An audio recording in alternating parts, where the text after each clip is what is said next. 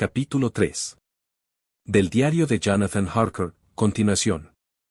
Cuando me di cuenta de que era un prisionero, una especie de sensación salvaje se apoderó de mí.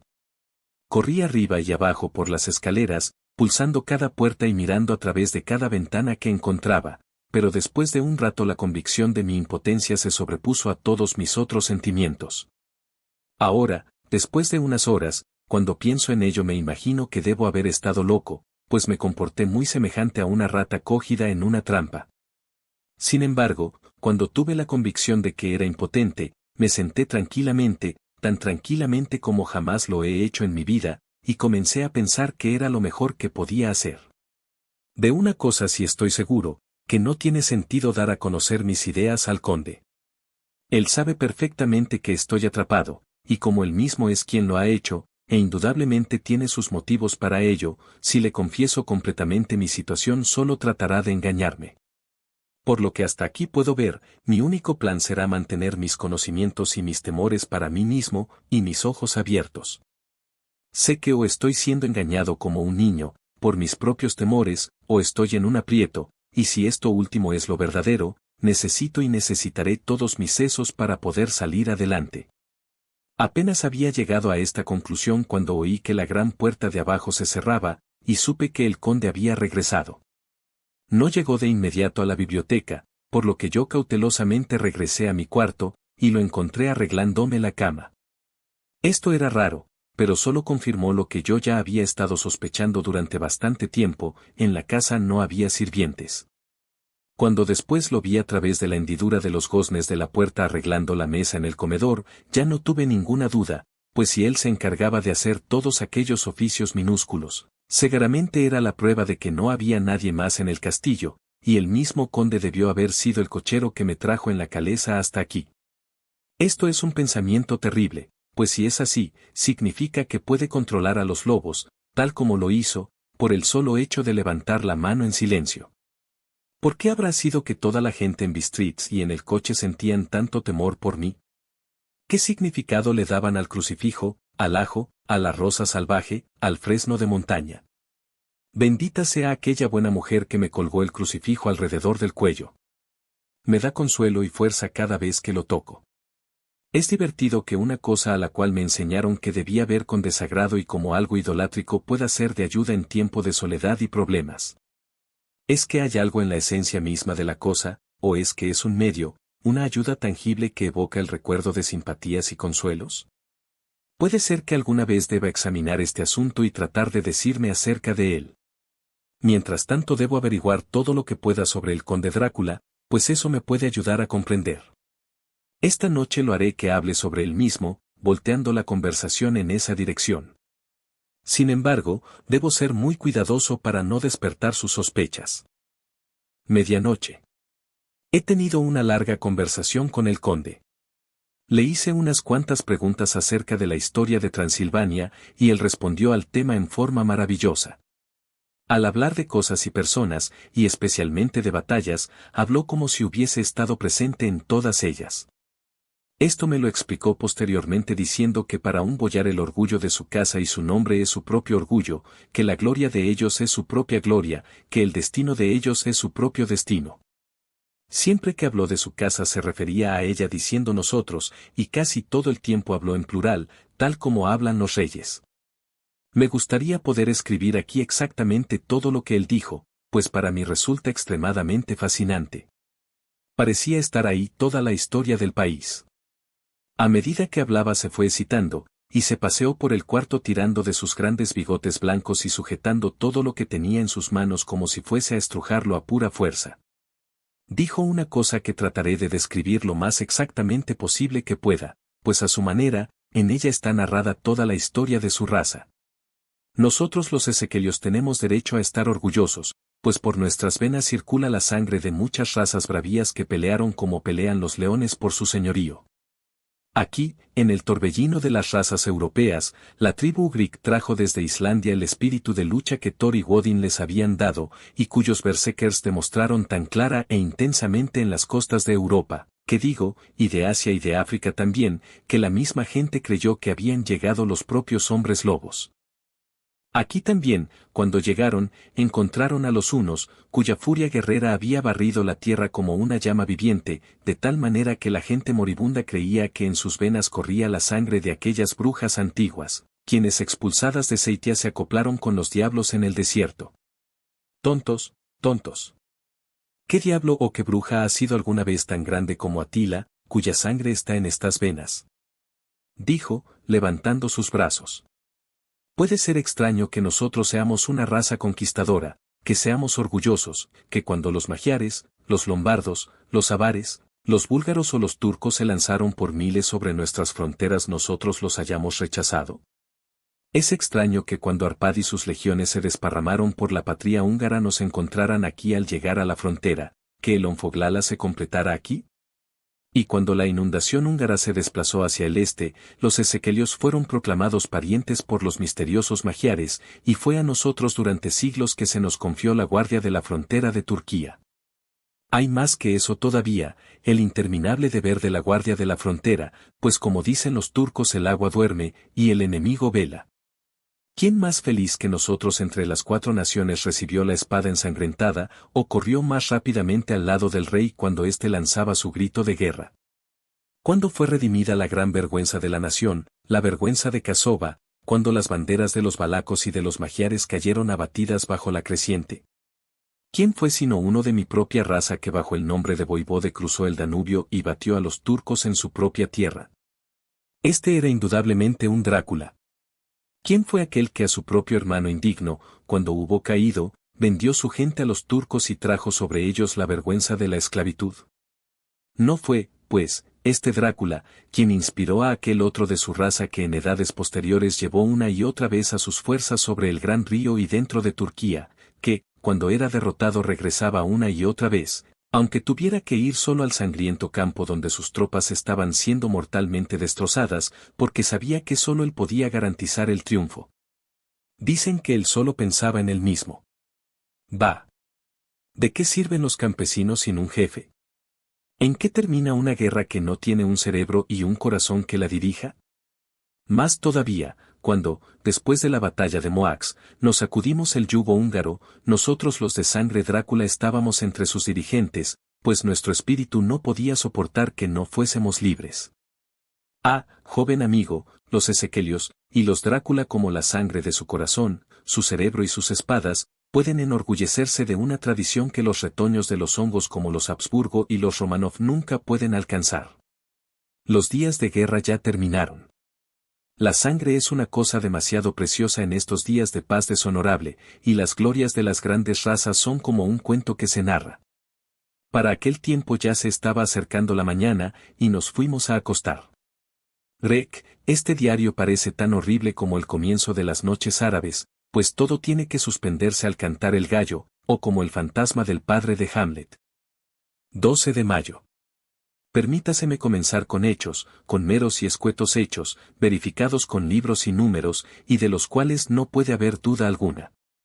No debo confundirlos con experiencias que tendrán que descansar en mi propia observación o en mi memoria de ellas.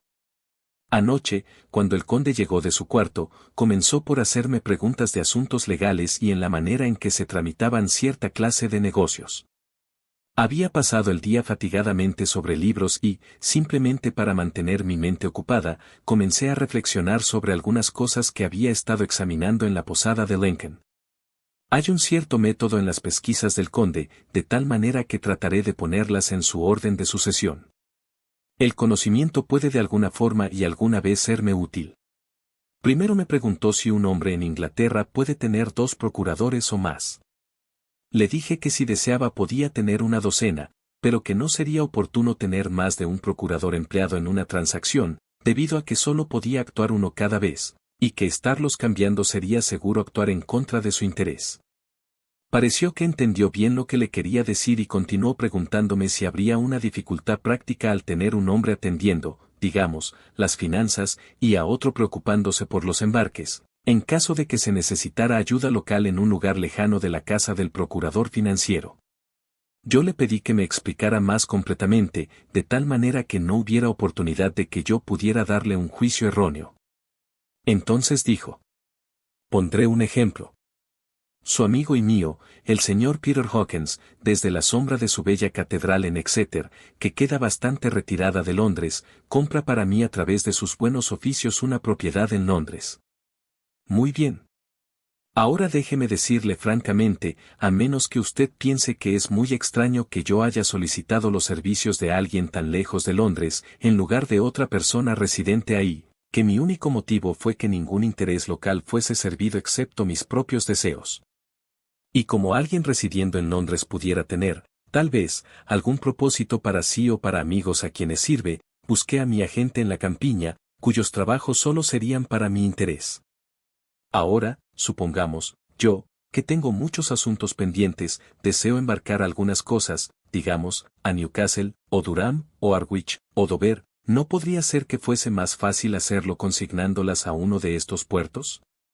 Yo le respondí que era seguro que sería más fácil, pero que nosotros los procuradores teníamos un sistema de agencias de unos a otros, de tal manera que el trabajo local podía hacerse localmente bajo instrucción de cualquier procurador, por lo que el cliente, poniéndose simplemente en las manos de un hombre, podía ver que sus deseos se cumplieran sin tomarse más molestias.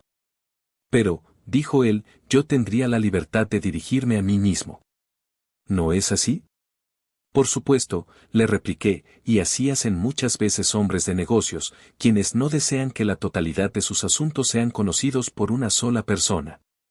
Magnífico. Exclamó.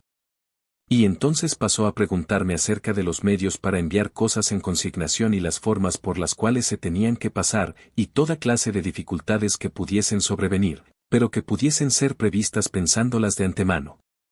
Le expliqué todas sus preguntas con la mejor de mis habilidades, y ciertamente me dejó bajo la impresión de que hubiese sido un magnífico procurador, pues no había nada que no pensase o previese. Para un hombre que nunca había estado en el país, y que evidentemente no se ocupaba mucho en asuntos de negocios, sus conocimientos y perspicacia eran maravillosos. Cuando quedó satisfecho con esos puntos de los cuales había hablado, y yo había verificado todo también con los libros que tenía a mano, se puso repentinamente de pie y dijo: ¿Ha escrito desde su primera carta a nuestro amigo el señor Peter Hawkins, o a cualquier otro? Fue con cierta amargura en mi corazón que le respondí que no, ya que hasta entonces no había visto ninguna oportunidad de enviarle cartas a nadie. Entonces escriba ahora, mi joven amigo, me dijo, poniendo su pesada mano sobre mi hombro, escriba a nuestro amigo y a cualquier otro, y diga, si le place, que usted se quedará conmigo durante un mes más a partir de hoy. ¿Desea usted que yo me quede tanto tiempo? Le pregunté, pues mi corazón se heló con la idea. Lo deseo mucho, no, más bien, no acepto negativas.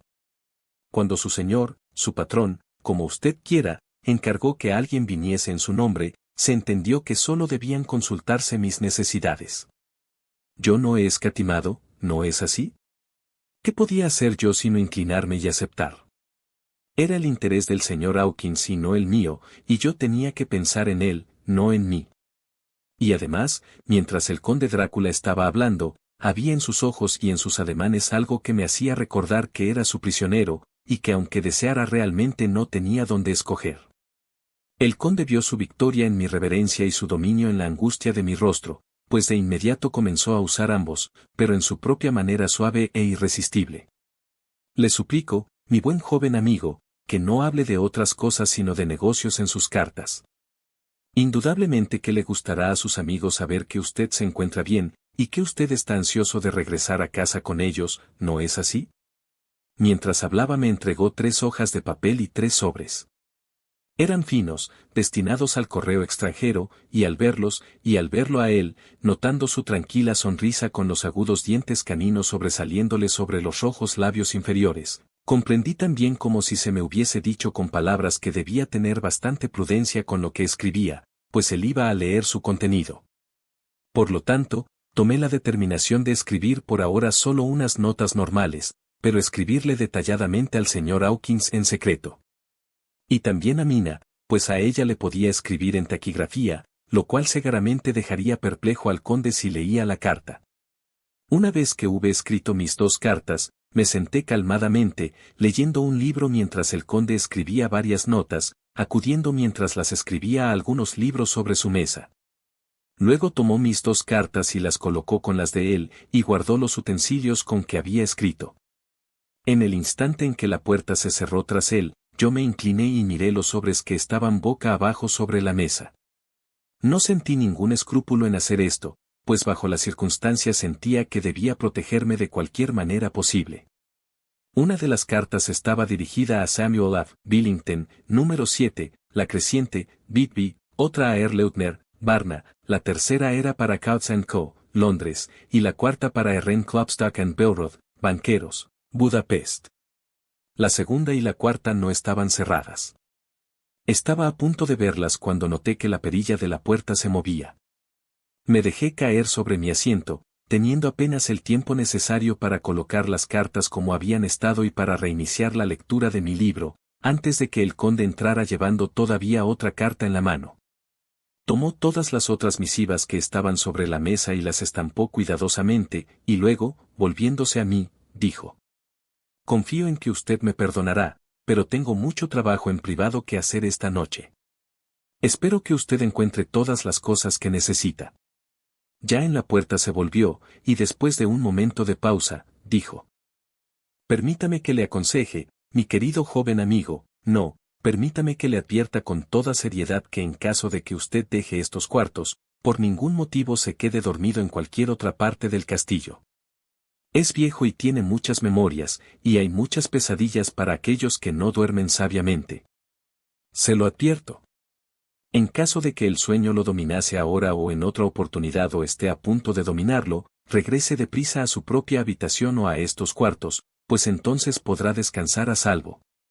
Pero no siendo usted cuidadoso a este respecto, entonces, terminó su discurso de una manera horripilante, pues hizo un movimiento con las manos como si se las estuviera lavando. Yo casi le entendí.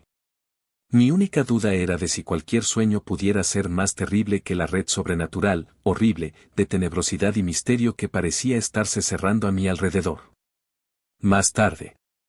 Endoso las últimas palabras escritas, pero esta vez no hay ninguna duda en el asunto. No tendré ningún miedo de dormir en cualquier lugar donde él no esté. He colocado el crucifijo sobre la cabeza de mi cama porque así me imagino que mi descanso está más libre de pesadillas. Y ahí permanecerá. Cuando me dejó, yo me dirigí a mi cuarto. Después de cierto tiempo, al no escuchar ningún ruido, salí y subí al graderío de piedras desde donde podía ver hacia el sur. Había cierto sentido de la libertad en esta vasta extensión, aunque me fuese inaccesible, comparada con la estrecha oscuridad del patio interior. Al mirar hacia afuera, sentí sin ninguna duda que estaba prisionero, y me pareció que necesitaba un respiro de aire fresco, aunque fuese en la noche. Estoy comenzando a sentir que esta existencia nocturna me está afectando. Me está destruyendo mis nervios. Me asusto de mi propia sombra, y estoy lleno de toda clase de terribles imaginaciones. Dios sabe muy bien que hay motivos para mi terrible miedo en este maldito lugar. Miré el bello paisaje, bañado en la tenue luz amarilla de la luna, hasta que casi era como la luz del día. En la suave penumbra las colinas distantes se derretían, y las sombras se perdían en los valles y hondonadas de un negro aterciopelado. La mera belleza pareció alegrarme, había paz y consuelo en cada respiración que inhalaba. Al reclinarme sobre la ventana mi ojo fue captado por algo que se movía un piso más abajo y algo hacia mi izquierda, donde imagino, por el orden de las habitaciones, que estarían las ventanas del cuarto del propio conde. La ventana en la cual yo me encontraba era alta y profunda, cavada en piedra, y aunque el tiempo y el clima la habían gastado, todavía estaba completa. Pero evidentemente hacía mucho que el marco había desaparecido. Me coloqué detrás del cuadro de piedras y miré atentamente. Lo que vi fue la cabeza del conde saliendo de la ventana. No le vi la cara, pero supe que era él por el cuello y el movimiento de su espalda y sus brazos. De cualquier modo, no podía confundir aquellas manos, las cuales había estudiado en tantas oportunidades. En un principio me mostré interesado y hasta cierto punto entretenido, pues es maravilloso cómo una pequeña cosa puede interesar y entretener a un hombre que se encuentra prisionero. Pero mis propias sensaciones se tornaron en repulsión y terror cuando vi que todo el hombre emergía lentamente de la ventana y comenzaba a arrastrarse por la pared del castillo, sobre el profundo abismo, con la cabeza hacia abajo y con su manto extendido sobre él a manera de grandes alas. Al principio no daba crédito a mis ojos. Pensé que se trataba de un truco de la luz de la luna, algún malévolo efecto de sombras. Pero continué mirando y no podía ser ningún engaño. Vi cómo los dedos de las manos y de los pies se sujetaban de las esquinas de las piedras, desgastadas claramente de larga masa por el paso de los años, y así usando cada proyección y desigualdad, se movían hacia abajo a una considerable velocidad, de la misma manera en que una lagartija camina por las paredes. ¿Qué clase de hombre es este, o qué clase de ente con apariencia de hombre? Siento que el terror de este horrible lugar me está dominando, tengo miedo, mucho miedo, de que no haya escape posible para mí. Estoy rodeado de tales terrores que no me atrevo a pensar en ellos. 15 de mayo. Una vez más he visto al conde deslizarse como lagartija. Caminó hacia abajo, un poco de lado, durante unos 100 pies y tendiendo hacia la izquierda. Allí desapareció en un agujero o ventana. Cuando su cabeza hubo desaparecido, me incliné hacia afuera tratando de ver más, pero sin resultado, ya que la distancia era demasiado grande como para proporcionarme un ángulo visual favorable. Pero entonces ya sabía yo que había abandonado el castillo, y pensé que debía aprovechar la oportunidad para explorar más de lo que hasta entonces me había atrevido a ver. Regresé al cuarto, y tomando una lámpara, probé todas las puertas. Todas estaban cerradas con llave, tal como lo había esperado, y las cerraduras eran comparativamente nuevas. Entonces, descendí por las gradas de piedra al corredor por donde había entrado originalmente. Encontré que podía retirar suficientemente fácil los cerrojos y destrabar las grandes cadenas, pero la puerta estaba bien cerrada y no había ninguna llave. La llave debía estar en el cuarto del conde.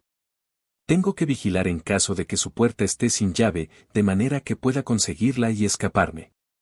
Continué haciendo un minucioso examen de varias escalinatas y pasadizos y pulsé todas las puertas que estaban ante ellos.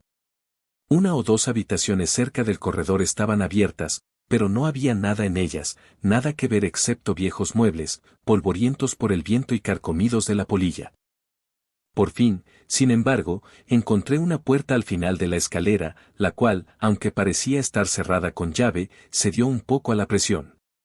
La empujó más fuertemente y descubrí que en verdad no estaba cerrada con llave, sino que la resistencia provenía de que los goznes se habían caído un poco y que la pesada puerta descansaba sobre el suelo.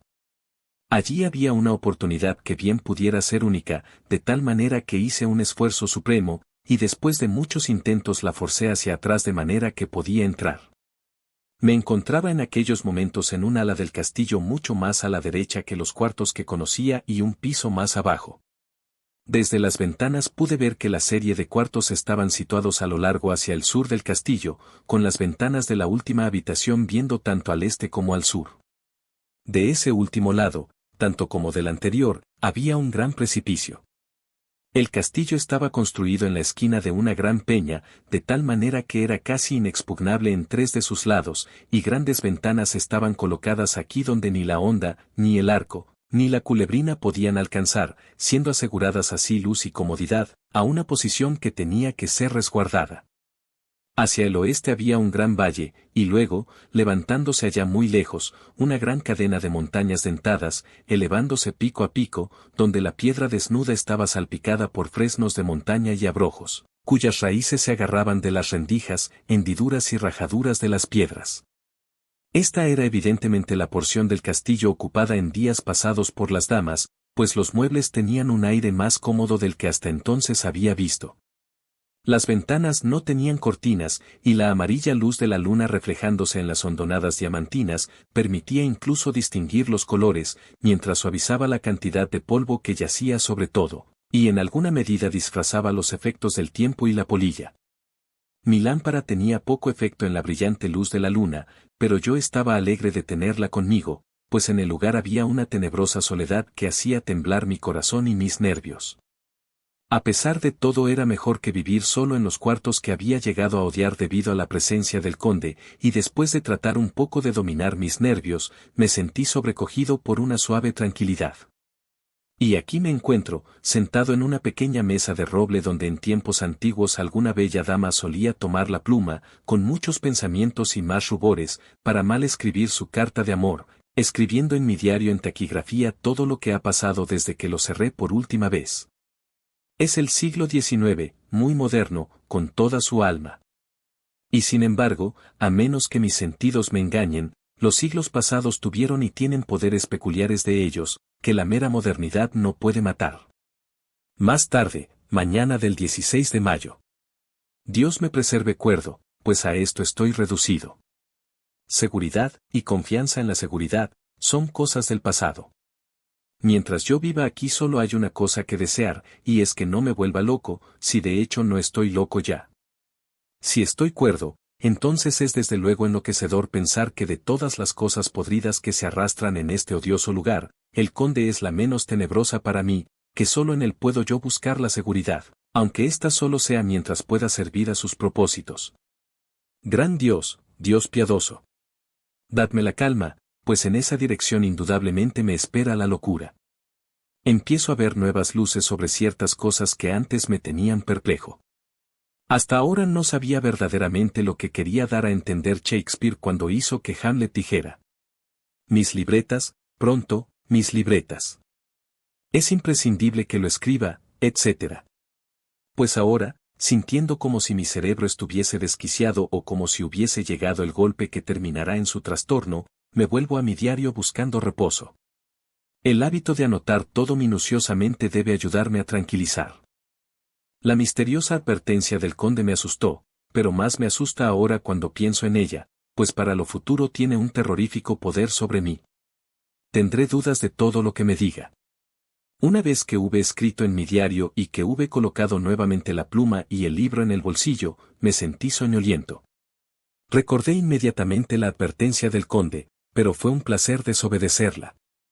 La sensación de sueño me había aletargado, y con ella la obstinación que trae el sueño como un forastero.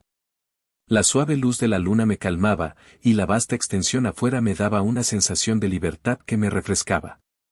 Hice la determinación de no regresar aquella noche a las habitaciones llenas de espantos, sino que dormir aquí donde, antaño, damas se habían sentado y cantado y habían vivido dulces vidas mientras sus suaves pechos se entristecían por los hombres alejados en medio de guerras cruentas. Saqué una amplia cama de su puesto cerca de una esquina, para poder, al acostarme, mirar el hermoso paisaje al este y al sur, y sin pensar y sin tener en cuenta el polvo, me dispuse a dormir. Supongo que debo haberme quedado dormido, así lo espero, pero temo, pues todo lo que siguió fue tan extraordinariamente real, tan real, que ahora sentado aquí a plena luz del sol de la mañana, no puedo pensar de ninguna manera que estaba dormido. No estaba solo.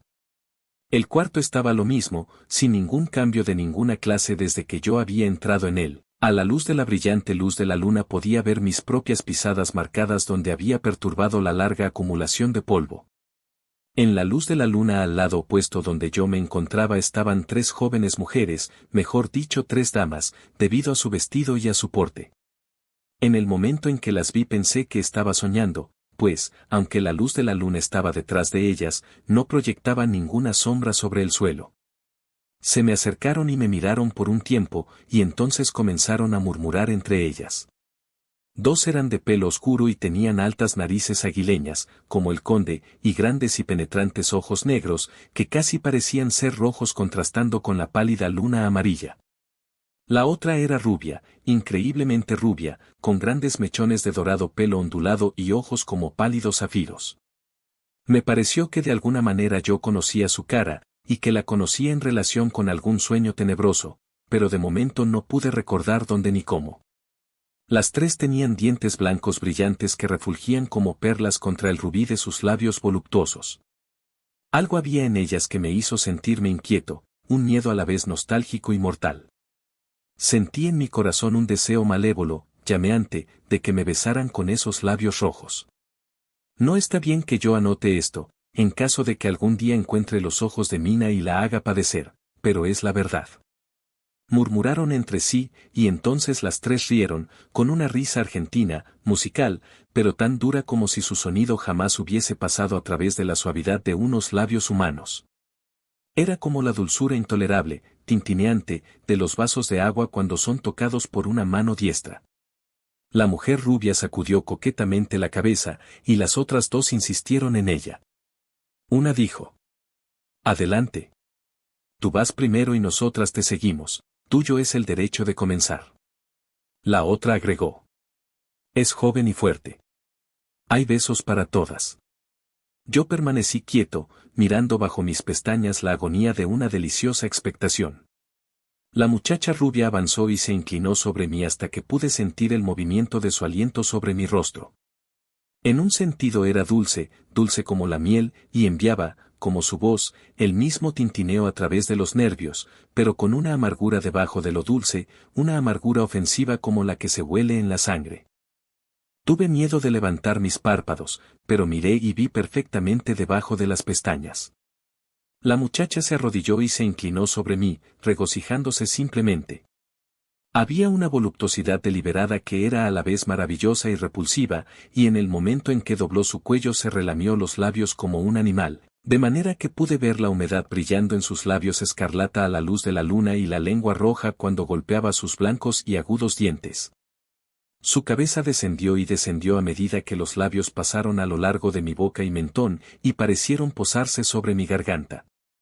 Entonces hizo una pausa y pude escuchar el agitado sonido de su lengua que lamía sus dientes y labios, y pude sentir el caliente aliento sobre mi cuello. Entonces la piel de mi garganta comenzó a hormiguear como le sucede a la carne de uno cuando la mano que le va a hacer cosquillas se acerca cada vez más y más.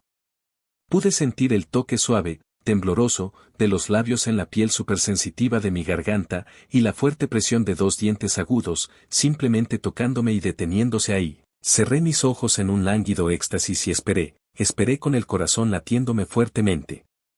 Pero en ese instante, otra sensación me recorrió tan rápida como un relámpago. Fui consciente de la presencia del conde, y de su existencia como envuelto en una tormenta de furia. Al abrirse mis ojos involuntariamente, vi su fuerte mano sujetando el delicado cuello de la mujer rubia, y con el poder de un gigante arrastrándola hacia atrás, con sus ojos azules transformados por la furia, los dientes blancos apretados por la ira y sus pálidas mejillas encendidas por la pasión. Pero el conde. Jamás imaginé yo tal arrebato y furia ni en los demonios del infierno. Sus ojos positivamente despedían llamas. La roja luz en ellos era espeluznante, como si detrás de ellos se encontraran las llamas del propio infierno. Su rostro estaba mortalmente pálido y las líneas de él eran duras como alambres retorcidos, las espesas cejas, que se unían sobre la nariz, parecían ahora una palanca de metal incandescente y blanco. Con un fiero movimiento de su mano, lanzó a la mujer lejos de él, y luego gesticuló ante las otras como si las estuviese rechazando. Era el mismo gesto imperioso que yo había visto se usara con los lobos. En una voz que, aunque baja y casi un susurro, pareció cortar el aire y luego resonar por toda la habitación, les dijo: ¿Cómo se atreve cualquiera de vosotras a tocarlo? ¿Cómo os atrevéis a poner vuestros ojos sobre él cuando yo os lo he prohibido? Atrás, os digo a todas. Este hombre me pertenece. Cuidaos de meteros con él, o tendréis que veroslas conmigo. La muchacha rubia, con una risa de coquetería rival, se volvió para responderle: Tú mismo jamás has amado, tú nunca amas. Al oír esto las otras mujeres le hicieron eco, y por el cuarto resonó una risa tan lúgubre, dura y despiadada, que casi me desmayé al escucharla.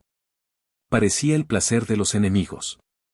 Entonces el conde se volvió después de mirar atentamente mi cara, y dijo en un suave susurro: Sí, yo también puedo amar, vosotras mismas lo sabéis por el pasado. ¿No es así? Bien, ahora os prometo que cuando haya terminado con él os dejaré besarlo tanto como queráis. Ahora idos, idos. Debo despertarle porque hay trabajo que hacer. ¿Es que no vamos a tener nada hoy por la noche? Preguntó una de ellas, con una risa contenida, mientras señalaba hacia una bolsa que él había tirado sobre el suelo y que se movía como si hubiese algo vivo allí. Por toda respuesta, él hizo un movimiento de cabeza. Una de las mujeres saltó hacia adelante y abrió la bolsa. Si mis oídos no me engañaron, se escuchó un suspiro y un lloriqueo como el de un niño de pecho. Las mujeres rodearon la bolsa, mientras yo permanecía petrificado de miedo. Pero al mirar otra vez ya habían desaparecido, y con ellas la horripilante bolsa. No había ninguna puerta cerca de ellas, y no es posible que hayan pasado sobre mí sin yo haberlo notado. Pareció que simplemente se desvanecían en los rayos de la luz de la luna y salían por la ventana, pues yo pude ver afuera las formas tenues de sus sombras, un momento antes de que desaparecieran por completo. Entonces el horror me sobrecogió, y me hundí en la inconsciencia.